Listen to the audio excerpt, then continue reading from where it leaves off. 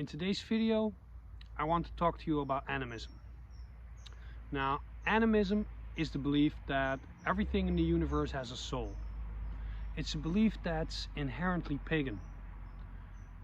It's a belief that can be found everywhere on Earth among the native peoples. You can find it in Africa, you can find it in Indonesia, you can find it in Japan, you can find it in America, and you can find it right here in Europe, where I'm living. It's the belief that everything has a soul. Now, that might not sound so crazy, but let me explain how far that goes, and that's basically the subject of this video. People have a soul. Most people believe that. I believe most people watching this also believe that animals also have a soul. Okay. Well, I myself, I'm also of the belief that the trees behind me, that every tree you see, that it also has a soul.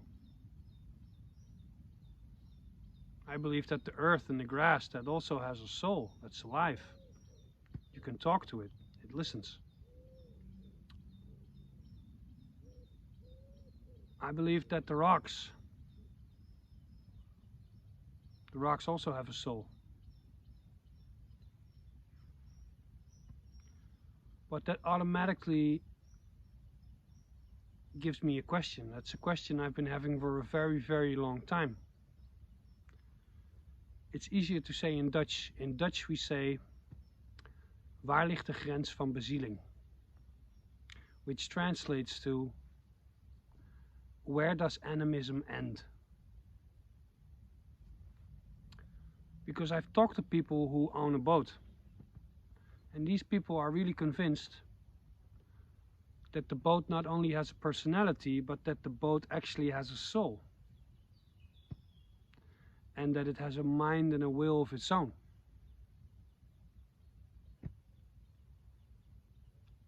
And when I grew up, I was reading these superhero comics. Like my favorite was Rob Liefeld's X-Force, just 90s American superhero comics. And one of the writers once explained in the back of the comics that the comics are alive and they have a will of their own. And you can like, more creative people talk about it like that. Even I've heard Joe Rogan talk about his podcast like it's alive. He said, this thing used my stubbornness in order for it to get born. Which is a heavy thing to say. Because you and I have a soul. The earth has a soul. Trees have a soul. But now you're learning that podcasts have a soul. And comics have a soul. And boats have a soul. That automatically raises the question, where does it end? There's a piece of plastic lying on the ground here. Does that have a soul? Where does it end?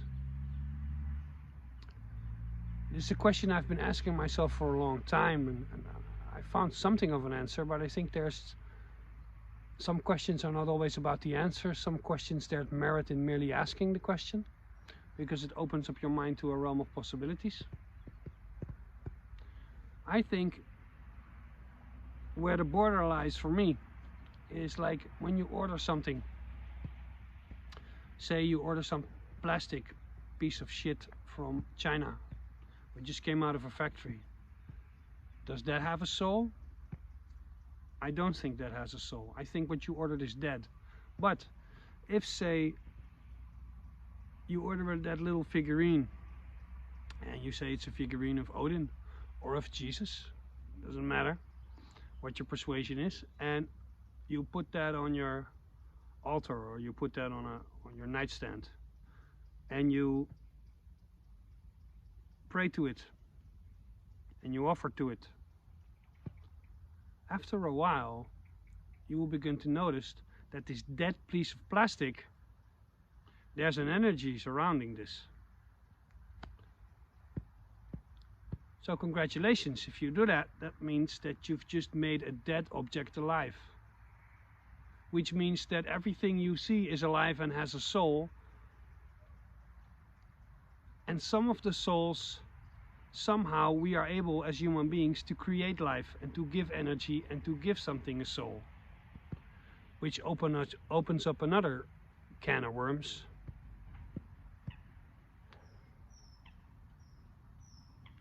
Are there things that are alive that maybe man birthed? Are there some gods who are not really gods, but who are just demons? But because we venerate them and we offer so much to them that they actually grew to the size of a god? Or are certain gods and concepts simply there because they arose out of our collective consciousness, our collective subconsciousness, and we gave birth to them through our tales? I like animism because if you think it through, like I just did, it offers a lot of uncomfortable questions. That's what this video is about, uncomfortable questions. So the question is to each in you, you know? Where do you think it ends? What is the line? Waar ligt de grens van bezieling? Where's the line that separates the ones with souls and the ones that don't? You can even make an argument that a lot of people don't really have a soul. That sounds harsh, but there are a lot of people walking the planet who say they don't have like an inner voice, an inner monologue, and when they try to visualize, they can't visualize anything. If every thought you think has been put there by the evening news or a corporation, and you don't have any thoughts of your own, are you really an individual? Are you really a human? And do you really have a soul? Those are all valid questions.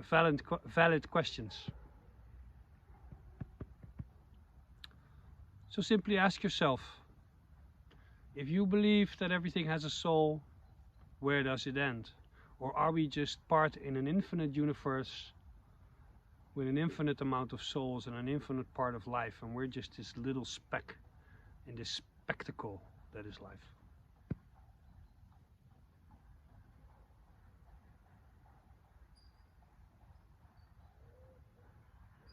That's all the questions I have for this week.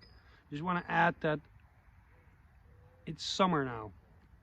It's proper summer, meaning that it feels like if you walk through nature, it feels like all of nature is just standing on its toes, just showing you how beautiful it is. Everything is